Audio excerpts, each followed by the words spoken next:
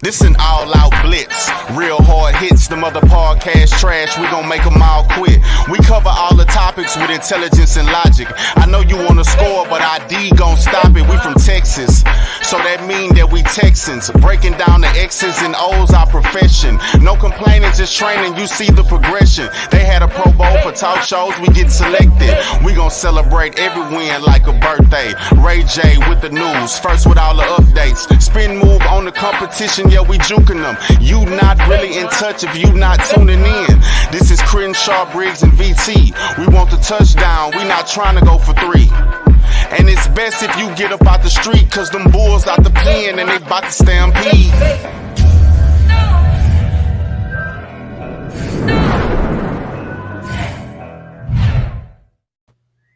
Welcome to the Texans Fan Battle Podcast, hosted by the Fan Battle Sports Network. I'm your host, Matthew Briggs, and always with me, I got my amazing trio. First off, let's start off with my A1 since day one, Mr. Crenshaw. What's up, buddy? How you doing? And guys, you know this guy very well because he argues with everybody. We got Mr. BT himself. What up, what up, what up? Guys, we got a special guest in the building tonight. Y'all know him off of 610 in the loop. We got Landry Locker. How you going, bud? Man, I'm doing good. That video, you already got the new highlights and everything. Y'all are on top of the game. I enjoy talking to you guys, like the passion, the viewpoints. You are right. Brown Chubby Bear is a crazy SOB, but that's why we love him. Well, we got a comment already. Landry Seafood is greater than Landry Locker. That is true. That is true. It's a very underrated establishment, actually. I don't know why it doesn't get more love, but I am a Landry Seafood fan. But that is a fact. Well, you were kind of telling us you're a firework expert. Real quick, Landry, in celebration of 4th of July, what is the most underrated firework of all time?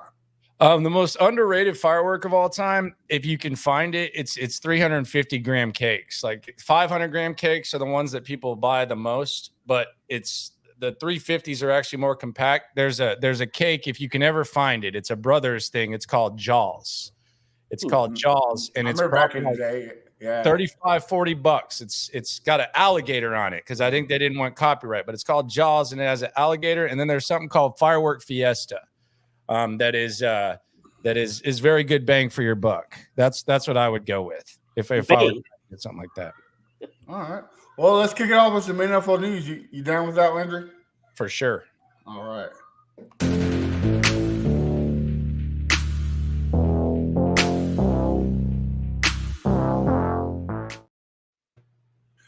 Well, latest news, ESPN is cutting everybody and your mama. Everybody's getting fired. They're getting the pink slips.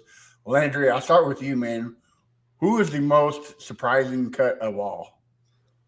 I don't know that I was surprised by any of them. I think they had to make some decisions. I will say I know someone who's gotten let go by ESPN. Those people are still going to get their full contract. So it's not like one of us getting fired. The ESPN, like those people are still going to get their contracts. I guess you could say Susie Colbert, but yeah.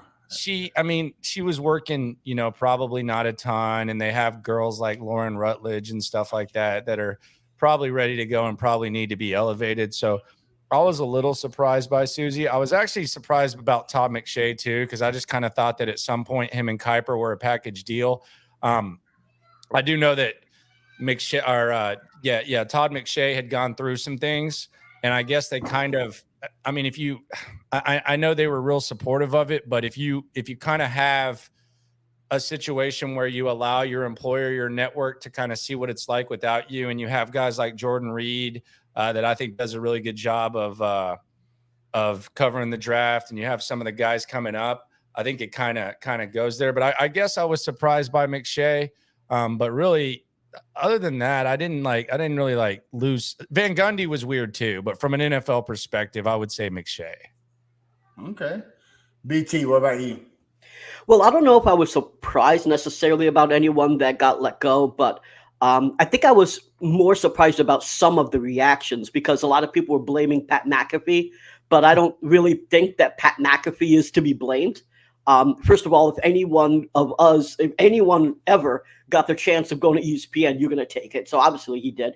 But it seems like to me that they made that decision well before they signed Pat McAfee there, and it's understandably why, right? Like so many people, even us, are watching stuff on YouTube or listening to podcasts as opposed to ESPN, so they had to change the game. So, but I just found it interesting that he got a lot of the hate because of what the alleged contract that he has. Okay, Kershaw. Like I really wasn't surprised. I really wasn't really sad for those guys. 'Cause like what Landry said, it's not like it was Rich Lord or Mike Messler when they got fired. I felt that because I grew up, especially Rich, listening to those guys. So, and they'll bounce back. They'll be okay. So that's my take on that right there. Yeah, I gotta agree with you, Landry. The Ben Gundy was kind of like shocking a little bit because he just killed the NBA Finals.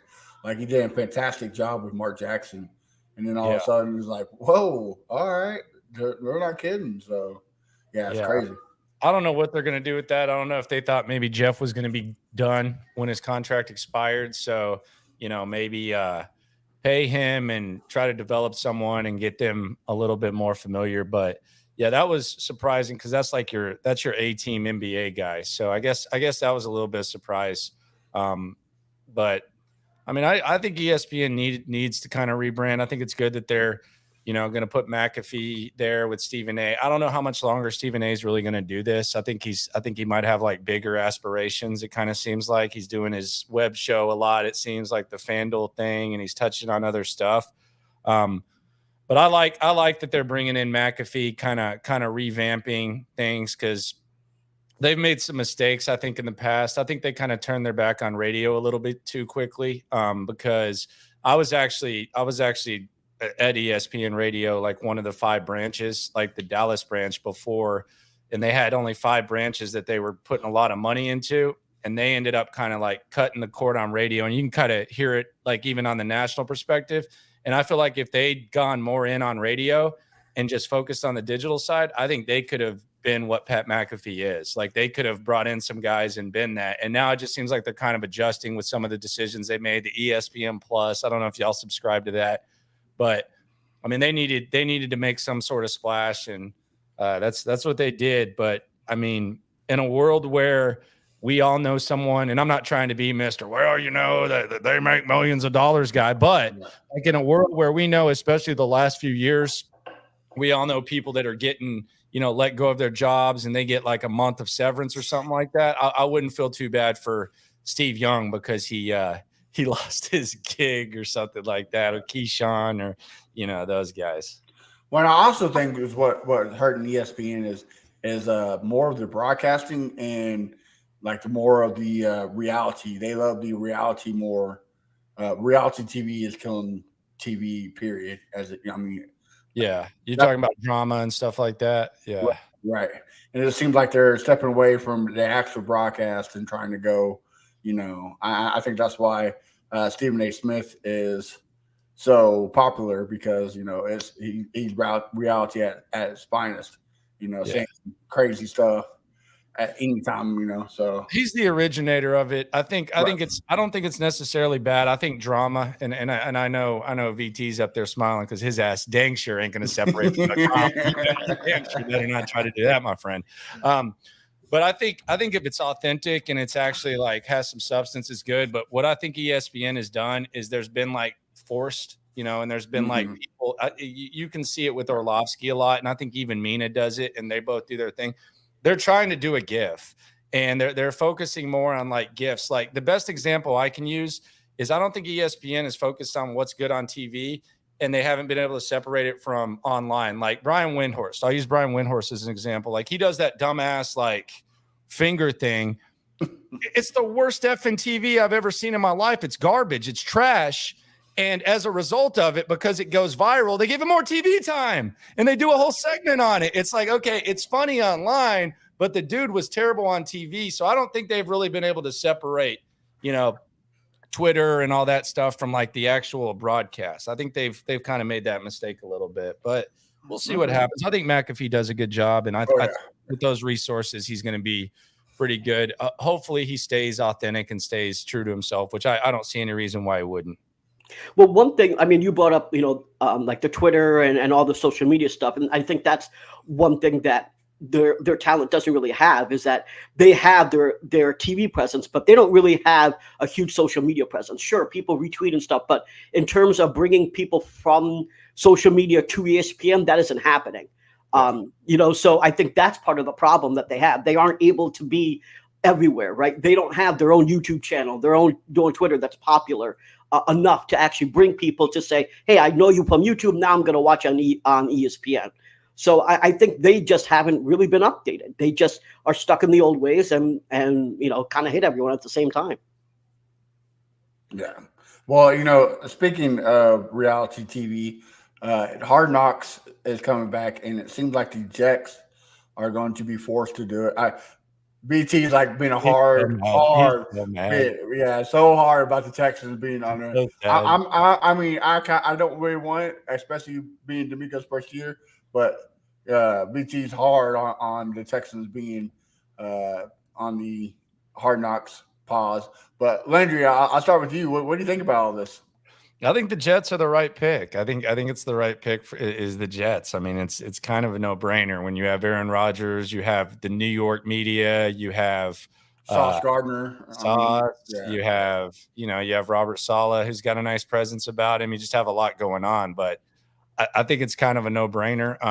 As far as the Texans doing it, I mean, I wouldn't hate it, but I wouldn't. I'm not like, maybe we can wait a year or two before that happens. I would anticipate they'll be on Hard Knocks the next 3 years, maybe 3 or 4, something like that. But I think the Jets was the right call. All right. Big T, we know you're not happy with it at all, but go ahead. Listen, I'm not happy at all. Remember when we had Drew Doherty on the show here, he agreed with me, which is that we were likely going to go into, no matter what happened in the offseason, we were likely going to go into the 4th losing season. And Landry, I know that one of the things that you said was that the fans were apathetic this past season. And I know that too. When I flew down, people called themselves Texans fans, but didn't know who we were playing next week. So, I was at the bars and stuff and talking to people, and they're like, yeah, Texans, yeah.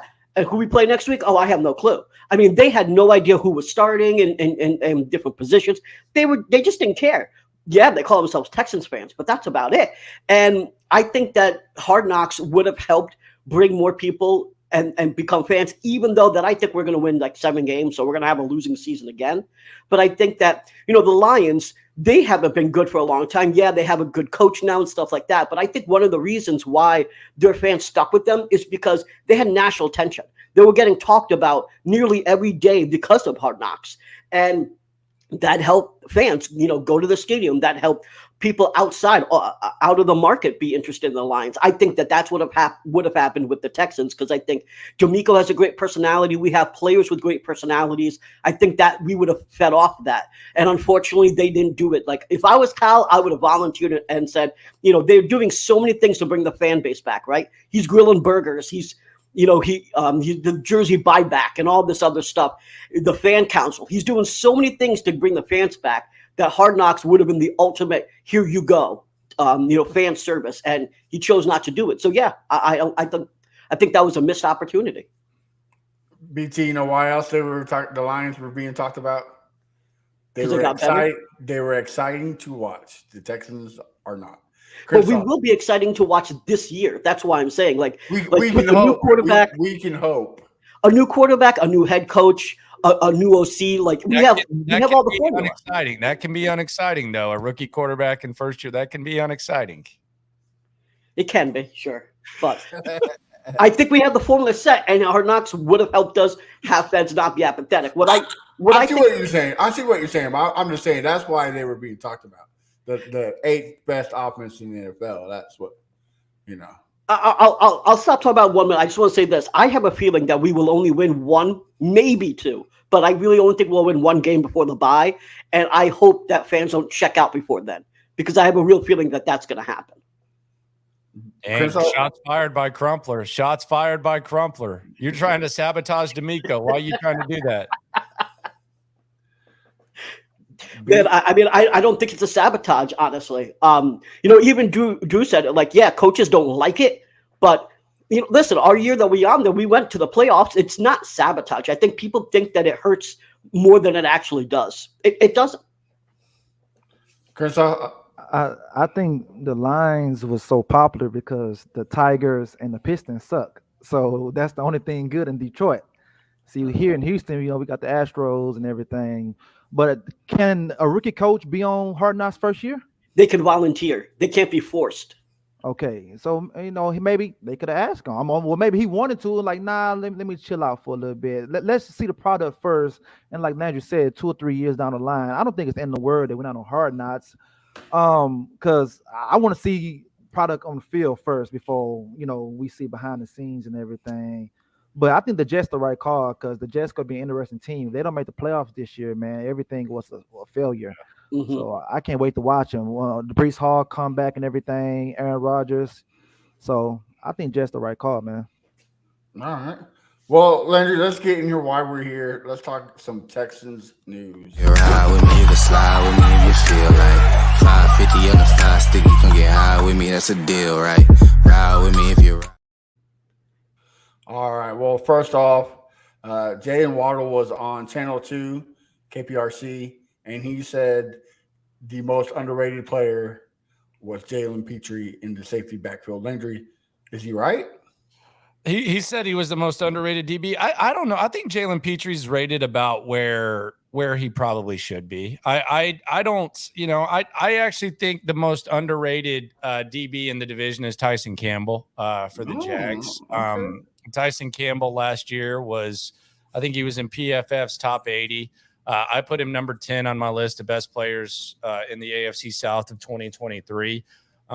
I don't think Tyson Campbell's gotten enough love. He played every game. He was on the outside. Jalen missed a lot of tackles last year. And I'm not saying it was his fault or anything I'm not saying it was all his fault. I mean, obviously when you're that soft up front, that's a problem. He also had 5 interceptions. So I think there's expectations for him. I just don't think that Petrie, I wouldn't consider him underrated at this point. You need more body of work, right? I mean, you got to see yeah, and I think people know that he's got a lot of talent. D'Amico raves about him, and it seems like the league has some respect for him. So I wouldn't call him underrated at this point. I would say he's good, and I would say he has a lot of potential. But I feel like people know that. I don't think very many people talk about Tyson Campbell. Okay. Well, Chris, I kick it off to you.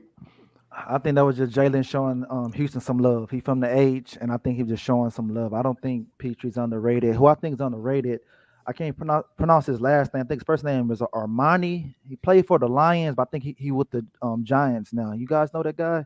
He's a DB. Armani. Shit, I can't pronounce his last name. Some crazy last name. I think he's underrated, and maybe the David Long kid from the Rams is underrated. But Petrie, nah, man, the people know who he is. So I think he was just sticking up for the Texans, and he was on a Texans show. I mean, local show as well. So they're just for the fans to talk about. All right, BT, we know you're a Petrie man, so go ahead and tell us. Yes, I am a Petrie man, and yeah, I think he's completely underrated. Listen, I know he missed 36 tackles, but as you were saying, Landry, it wasn't necessarily all his fault. We had really no pass rush to speak of. Who was keeping those stats? Did he get to keep his own stats, keep his own score? 36 tackles? He had to. He missed more than 36 tackles last year, though. I don't know. No, he missed 36. So he's missed 36. He had 147. But the problem is we had 2 DBs be the lead tackle. So anytime on a team, your DBs are the lead tacklers, you've got a problem with your front 7.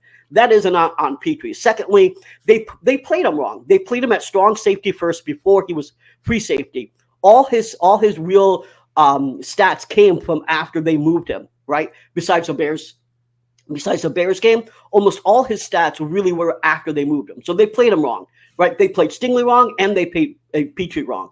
So, if you talk about why he had those 36 missed tackles, it's not on him. It was on coaching and it was on bad roster construction. Why do I think he's underrated? Because there hasn't been a rookie that has performed like him that had either 125 tackles and 5 interceptions since 2000. So this guy has been the first in 2 decades to actually accomplish that. I think the only reason he doesn't get his love is because we're on the Houston Texans. He's on the Houston Texans. I think he should have been at least a Pro Bowler last year. wow. And I think that he should be an All-Pro this year. I'm very high on Petrie. I think that's probably Nick Caserio's best draft pick so far that he's made. And so I think that he's going to have a great season this year with the better pass rush, better coaching. I think that the only reason if he doesn't make an All-Pro, honestly, it's either because of injury, God forbid, or that we don't have a good season and we have 5 wins or something. And it's the Pro Bowl, All-Pro, it's a popularity contest. And if you're not winning games, then you're not, and especially if you have no primetime games, no one's going to really care about you. So I think that he's actually not getting what he deserves because he's on the Texans, not because of his inability or anything like that. I got to kind of agree with Landry a little bit. I don't think he's underrated quite as yet because there's no really body of work, right? Like, it's his rookie year.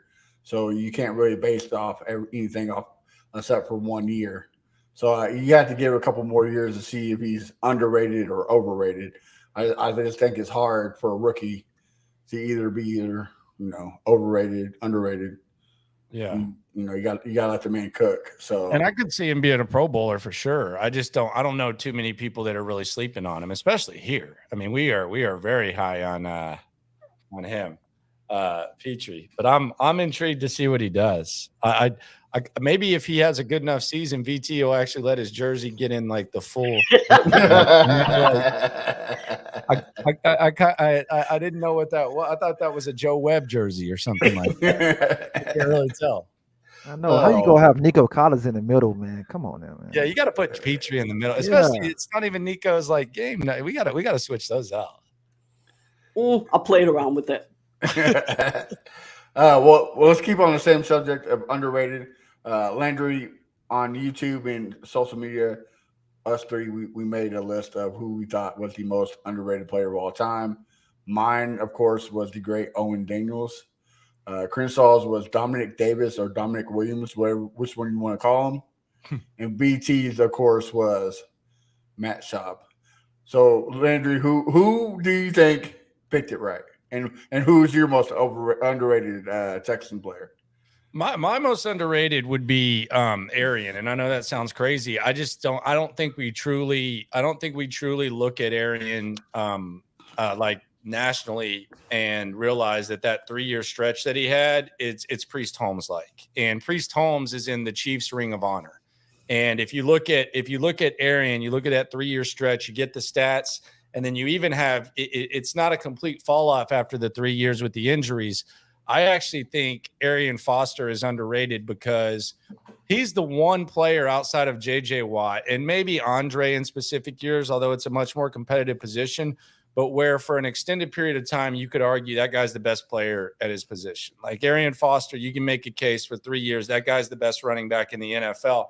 And I don't think enough people outside of Houston really completely, grasp that or understand that. So I would say Arian would be my guy just because I don't think he gets his proper due.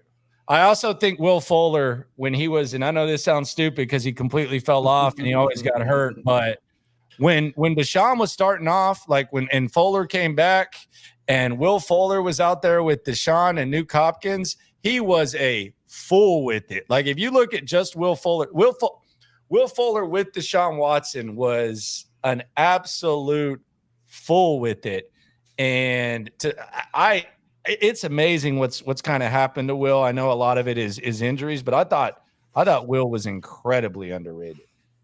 All right. Well, out of us three, who do you think got the closest to it? I know it's opinion, but it's definitely not Schaub because VP overrates him. I think Dominic was good for sure. So I would probably say Crenshaw with Dominic just because I think Owen gets his flowers. I think we know that Owen is the greatest Texans tight end of all time. But yeah, Dominic was good for that stretch before what happened to running backs happened to him. So here's another question before I kick it off to BT and Crenshaw. Me and BT kind of had a text there. Do you think Owen Daniels ever makes the Ring of Honor, say 10, 15 years down the road? No, I don't think so. I think, we had Hannah and Cal on, and I asked Hannah, what are we going to do here? And I think they're going to make it more exclusive. I think it's going to get a little bit, more difficult for people to get in. You have two probable Hall of Famers up there right now. And I think they're going to be, they're not going to judge everyone just based on, how you did for the Texans. I think they're going to try to get all-time greats. And until they start winning, I don't think they're really going to do that. So I don't think they're in any hurry. I think the next person to get in will be maybe Vandermeer when he retires. Like they'll have like a microphone or something, just because he's been the voice since day one. And then I don't know. You don't think Foster makes it? I don't know. I know he's in good standing. I do think the best case I can make for Arian Foster is that if Priest Holmes is in the Chiefs Ring of Honor and the Chiefs have a long history and they've had a lot of success, if you put that up there, I think you can make a case for Arian. The problem they're going to have is like if you put Jonathan Joseph up there, then that just opens up a lot of debate. And I like J. Joe, but I think they're going to be more exclusive, at least based on what she said, and they want more winning to be able to put some people up there. Okay. All right, well, VT, what about you? Well, obviously, I think I was right with Matt Schaub, and the reason why I think he's underrated is because if he didn't get hurt, I do believe we were on our way to get a ring or at least a Super Bowl appearance. I think that Liz Frank really just was a downward spiral to his career. Matt did correct me. It wasn't 2 quarterbacks. It was 3 quarterbacks that hit 527 in a game. So, there's only 3 quarterbacks that have done it. One of them was Matt Schaub. I do think he's underrated. I think a lot of people. It was overtime, though. I mean, it doesn't matter. I mean, there's only 3 quarterbacks that have done it. So I think a lot of people just associate him with pick sixes and they don't really remember the rest of the stuff. I mean, the bottom line is injury. They remember it.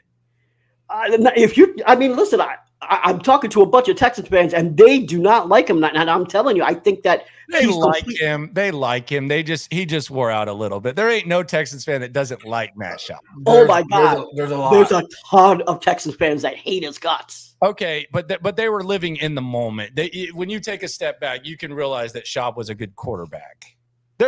He pissed a lot of people off, the pick sixes and all that, and he fell off. But there's some love for Matt Schaub.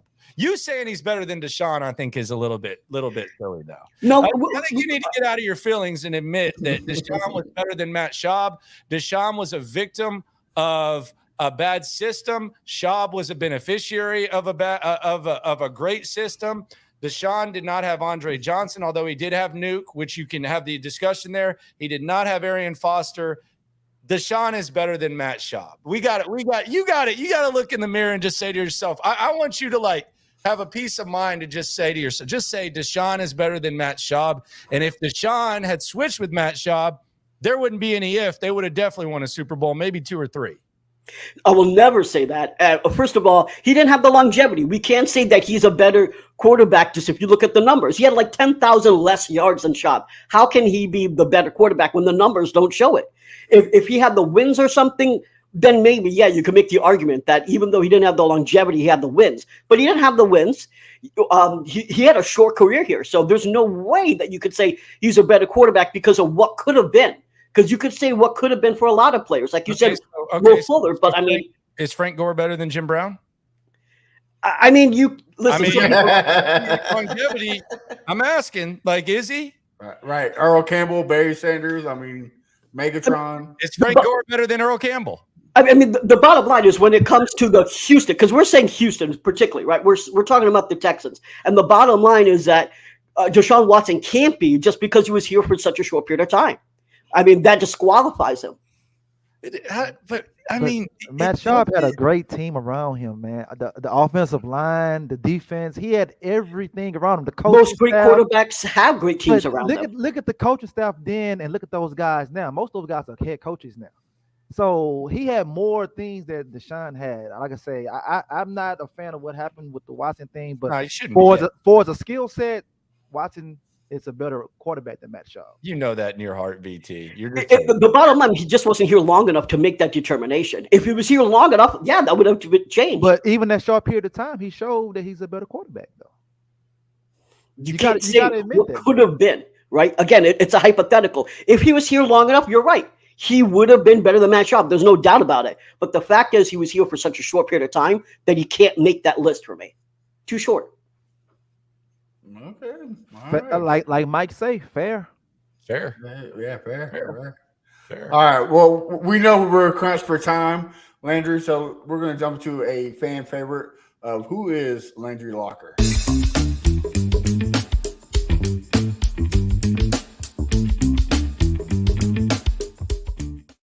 Uh-oh. Okay. All right. Are you ready? Let's eat. All right, man. BT, I'll let you kick it off. All right, I gotta know how your love of 90 Day Fiance and all these reality TV shows started. Because I know the ways that I watched those for a period of time, but your answer when I asked you like how, I need to know the whole full story. I've just always liked reality TV. I don't know why. I did. My parents got divorced, and I did live with my mom and sister for like a little bit of time. But even then, I like the shows more than them. Like I like the shows more than my wife. Like you can't make me go watch a Marvel comic movie. And I used to collect that stuff in 5th grade. But if you give me like sports and raunchy ass reality TV, I'll watch it. I don't know why. I'm not proud of it, but it is what it is. I just enjoy it. I just enjoy it. It's unrealistic yet somewhat realistic. I like watching everybody else's problems. I just enjoy it. So before I move on to Crenshaw's question, is the challenge in your top 10 of reality shows? I like the challenge. I haven't watched it as much like in the prime CT days, like when CT was just big body and he's the goat of it. I was in it, but the more that Johnny Bananas got pushed, I was just kind of like, man, I don't really like watching him as much. So I kind of went away from the challenge a little bit, but anything else like that is up there. But the challenge was nice, man. TJ was a good host. When CT carried Bananas on the back. Oh yeah, that dude him up and put him on his shoulders. Yeah, that has to be. Yeah, that has to be like history. Yeah. And that was beast mode right there. Yeah. All right, Crenshaw, what's your question? Earlier you were saying that you worked in Dallas, and I hope this don't start no controversy and anything. Which fans are worse, the Houston fan base or the Dallas fan base? I would say that the Cowboys fan base is worse just because there's a lot more of them. You know, there's people all over the place. There's a lot of passion. Jerry Jones is a mastermind when it comes to drama and understanding stuff like that. So I would say, like, if you're just talking about like the worst representation, I think all fans can be equally as bad. But as far as just the smoke and the venom and stuff like that, it's for sure Cowboys fans. Y'all see it.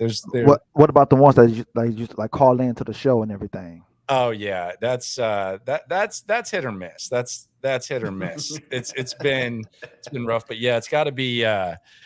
Houston fans are great, man. I don't really fan anger and stuff like that, and fan passion and irrational. It really doesn't bother me, but Cowboy fans, there's just so damn many of them, man. And a lot of them, you know, I know VT was pissed off because he was trying to talk about the 2 deep at bars when people were just trying to get fucked up. But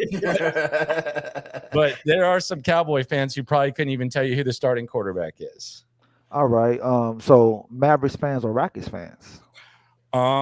That's a tie. That's tough. The NBA is Mark Cuban developed kind of like a culture of whining. So there's a lot of like whining and like bitching about refs, but it's kind of the same thing with the Rockets at times, not quite as bad, but I would say Mavs back like early Cuban, he kind of developed like a bitching about the refs type of mindset. All right. Well, before I ask BT his other question, you know, BT claims that he's your best friend on the show all the time. So right there. So I made a mission to make John Lopez my best friend. Okay. So I'm going to try some. Crenshaw's going to send me a bottle of this OG sauce. Okay. Is it legit? Yeah, it's good, man. I really like it. It's thin, but I like to like put it on veggies. I like to put it on all the meat and stuff like that. Yeah, it's good stuff. It's spiced. He's been making it at the station for years. So he, you know, we taste tester, huh? Yeah. Well, he was bringing in bottles and we were just like, man, this shit's good. You should call it, you know, and then we came to the name OG sauce. So yeah, you'll like it. It's really, really good stuff for sure. Because, you know, I'm a fat boy, so I love my sauces. Hey, so, you know. Skinny boys, fat boys, everybody likes the sauce, man. The sauce makes it better. Don't let any like hardo barbecue like fan, so you don't need sauce on my barbecue. Go kiss my ass. Like you need the sauce. It makes it better. So don't give me that. You don't need sauce with my barbecue. Yeah, you do. It makes it better. All right, VT, you have another one for Landry? Yeah. So on your show today, B. Scott was saying that before he didn't really care too much about what certain fans were texting him on the text line and stuff. And I want to know, what things do people text him that pisses you the most? Like that's constant, that you get all the time when you do your show? See, I don't like, it doesn't bother me as much. Like you got to have, thick skin when it comes to that. But I mean, they'll say anything, man. Like there's all, I mean, you name it, we're getting it. And you don't bring it up. Some people will make the mistake of just bringing up, if someone says, Landry's a pussy and whatever, like you just don't bring that to the air because other people don't know about that, or, like some of the other stuff. But anything you can imagine them saying, they'll say on there. It can be fiery, it can be passionate.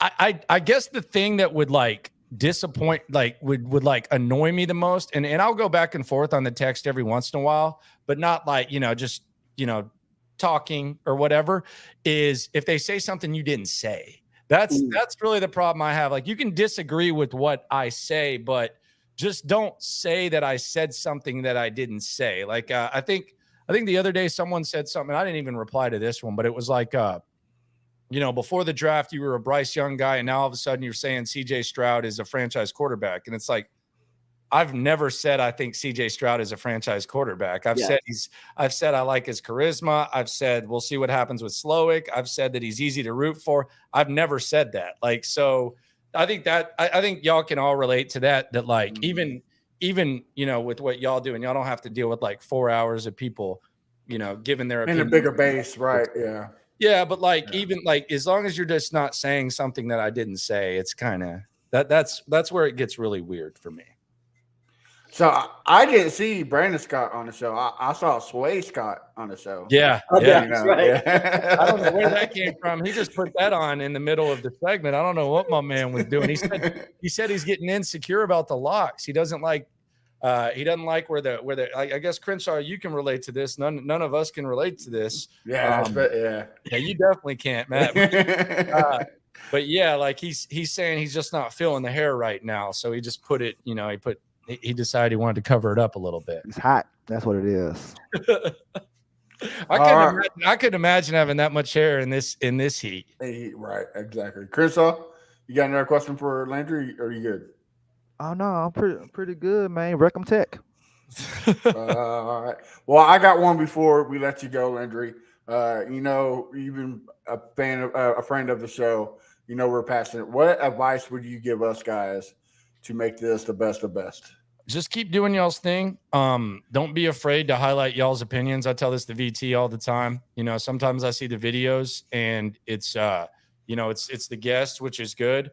But at the end of the day, you three guys being fans, you three guys being there since day one is what's gonna, what people are gonna come here for. We can see interviews all over the place of what these athletes think, but I think the more that you guys feel comfortable showcasing y'all's opinions and just keeping doing what y'all are doing, keeping consistent, I think you're gonna be okay. And I think that's the key, because it's about to get. I mean, let's be honest, like the Texans are a more exciting squad. There's probably going to be more people looking for, Texans content.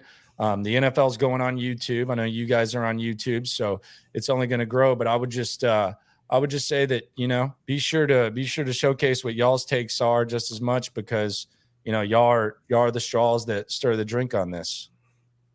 And it's Gig'em, Crenshaw, what Tyler said. You said I thought it was Recom Tech. All right. Well, VT, do you have a quick question, or are you good? I'll ask one really quick question. No, so I know that you're in the process of moving and stuff. And so what was on your playlist? Because you had to put up, probably put furniture together and stuff. What were you listening to get through all that crap? Man, Figgy has put me on. So if you know me, like I'll listen to any like old school South hip hop is what I listen to. So the Swisher House era, I stay in Atlanta. I stay in Memphis. I stay in New Orleans.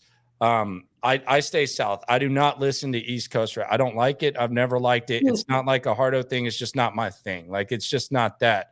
So Figgy has put me on Finesse 2 times, and that's all I've been listening to now. Like, if you're working out or whatever, it's just kind of like a he's kind of like a mix of Gucci and Young Dolph, and he's like, but that's all I've been listening to now is Finesse 2 times, and I'll mix in some Webby every once in a while. I saw he was in Houston the other day looking like a fat dope fiend. But yeah, I'll mix that in. But I've been on the Finesse 2 times kick really, really hard since Figgy put me on it. Hey, he was just enjoying some Trill Burger, all right, Landry. Man, he was enjoying something. I don't know. He was living his best life, man. The fact that he did not just like completely like, and I like Savage Life 1 through 3. I'm probably getting a little too in the sticks here, but Savage Life 1 is like one of my 5 all-time favorite albums. And it's just a damn shame, him and Boosie. And now I think Boosie's going to jail. So there you go. All right. It might be karma too, by the way, for all that talking about Gunna snitching. Now it's like, yeah, it might be some karma there, and we'll see how he handles this situation. I was talking about Gunna and T.I. snitching, and then all of a sudden, boom. Yeah, this is the test for him, right? I like it. Yeah. You know, let's see what you got. All right. Well, Landry, man, it's always a pleasure having you on. Like I said, you're one of the show's great friends. So why don't you tell the listeners where we can find you and what you got cooking?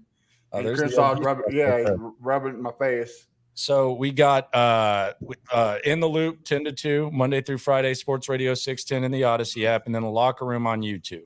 The Locker Room at Landry Locker on the social platforms. See, I showed this off to VT the other day, so we got a little sign. I love it. You can change it up a little bit, but yeah, Locker Room on YouTube. Check that out. So. Yeah, I'm a little jealous. You have BT on, but you haven't had me and Chris on yet. We're a little. Yeah, we need to get you. We need to get you guys on. It was actually kind of off the go. What did you do? What kind of shit did you start? It was about the Hannah. Wasn't it about the Hannah talk? No, he did something. What did you do? It was me trolling Browns fans with the video. Yes, the Browns fans. Yes, but we'll definitely have to do it for sure. You never know what BT does. BT always got somebody. When do you sleep, brother? I don't. No, really. When do you sleep, sir? No wonder you're fainting and having to cancel a road trip. I mean, my man is like, you wake up from the morning, and you guys all know this. You whenever you do it, you open up the Twitter app, and this dude's arguing about damn climate change or something like that at 5 a.m. Whatever the hell he decides he's going to argue about. The first thing I see in my feed is it's 5:46 a.m. and VT's arguing about, I don't know, road pavements or something like that. You never know. Oh man, good stuff. Speaking of BT and Twitter, tell us where we can find you at, bub. At Landry Locker on Twitter, and then I just signed up for that other thing, whatever that is. That Spill whatever. What's it called? What's the new Blue Social? No, there's a new one that just came out today.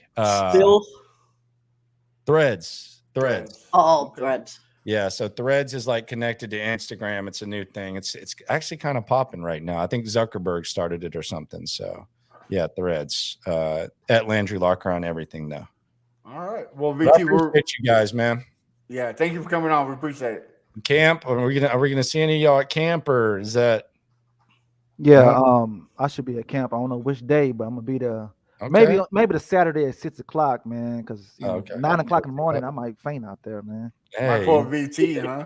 They got the water. You'll be good, man. It's the heat, baby. But yeah, I appreciate y'all, man. I'm gonna go to Home Depot. I gotta pick out some curtains. So the exciting process is coming through. Got to get there before they close at 10. So yeah, hey, that light back there remind me of back in the day in my old room when I used to do my thing. Oh, okay. Hey, now you're man. That's too much between the light. Between you doing that and VT doing whatever the hell he's doing late night. There's some late night activities going on here. You can find us on OnlyFans. You know what I mean? All right. I can't. Someone can, maybe not me. All right, baby. Thank you for coming on, man. Appreciate Thanks, y'all. man. Appreciate it. Peace. And BT, tell us where we can find you on social media and what you got cooking. Yeah, you can find me on Twitter at Brown Chubby Bear. You can find me. Also, me and Leo do this after hours, and it's not an OnlyFans thing that we either do a recorded space or we do a Zoom. We didn't do it last week because of some schedule conflicts, but we should be doing it tomorrow. So check me out at Brown Chubby Bear and check Leo out at Leo is Forgiven. We record the podcast and put it on the same audio podcast channel that you find Texas Fan Battle on. So check that out. Yes, sir. It's good stuff, guys. So definitely check it out. Crenshaw, what about you? Yeah, you can find me at Fifth Ward Crenshaw everywhere. And go Texans. And you can find me at A1 Day One Texans. You can find me and BT both on the Fan Battle Sports Network, where we write some good articles. And you can also find me Sunday on AFC South Fan Battle, where I trash talk the Jags, Colts, and especially Titans because they're crybabies. And you can find the podcast Texans Fan Battle everywhere. So make sure you tune in. Till then, guys, have a wonderful weekend. We'll see you later. This is Crenshaw, Briggs, and VT. We want the touchdown. We not trying to go for